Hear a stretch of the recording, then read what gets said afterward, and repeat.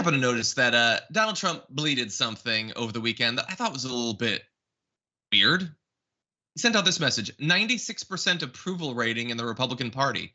Very high numbers on fighting crime, the economy, inflation, foreign relations, Russia, Ukraine, should never have happened. Thank you. What? And I looked at that and I thought, wait, what year is it? Is it before the pandemic? What is going on? No, that was bleated out on September 26th of this year. He gets high numbers on fighting crime. In case, I don't know if any of you just came out of a coma, he is not president, nor has he been president for over a year and a half.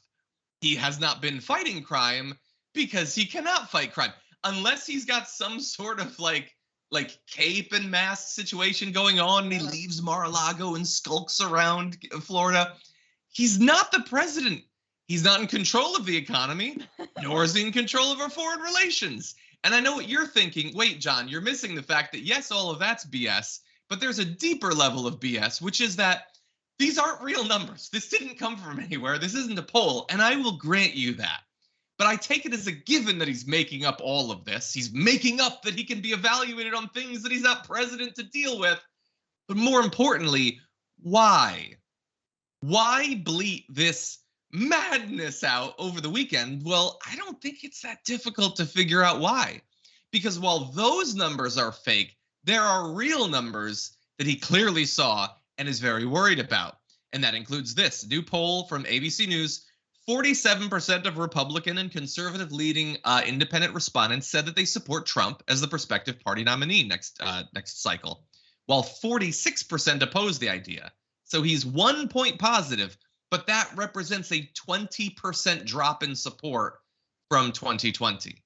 Mm-hmm. So since 2020, when we've had him talking about the big lie and all the craziness, 20-point drop, making him just barely above water. And when real numbers like that are out there, when you feel like, oh my God, am I bleeding in the water? Oh my God, is there a DeSantis-shaped shark tasting that blood? Then sure, maybe you're going to want to jump out there with some fake numbers about how great of a job you're doing as president. What do you think? Yeah, I just love him pulling that out of nowhere, and then taking credit for anything that's going on right now. Like if crime is low, if inflation is under control, but again, this is someone who just in recent weeks has gone full Q.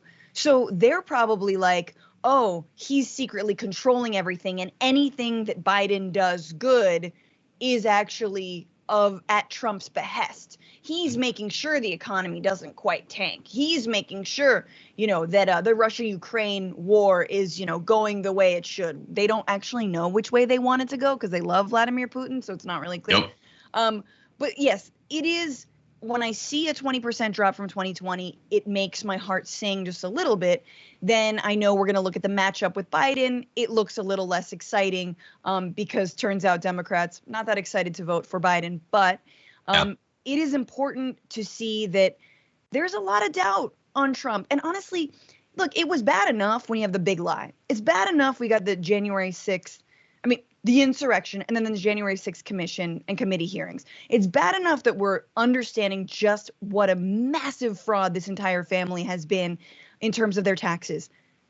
But then you got this self-inflicted wound with the documents that, unlike tax evasion and unlike, I don't know, I guess the coup's pretty on the nose.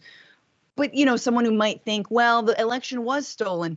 It's just so simple. You don't take secret classified documents to your home. Yep. It's really as simple as that. That was on him. That's on him. He did that to himself. And so it's like, it's a bridge too far. So I do understand the dip. I do too. Now let's briefly mention what you alluded to there, which is that despite this drop, and again, this drop is about preference. It isn't necessarily about whether they would still support him if he were the candidate. He's probably doing fine there, but it's about whether he will ever become the candidate.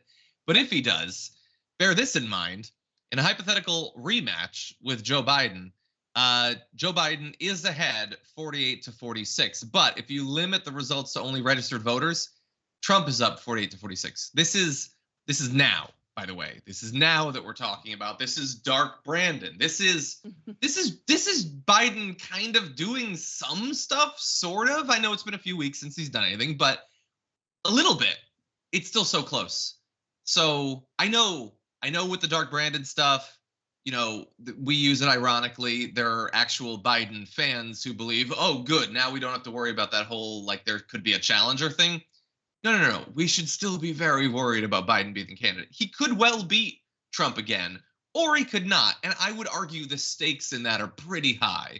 So continue to be worried about that.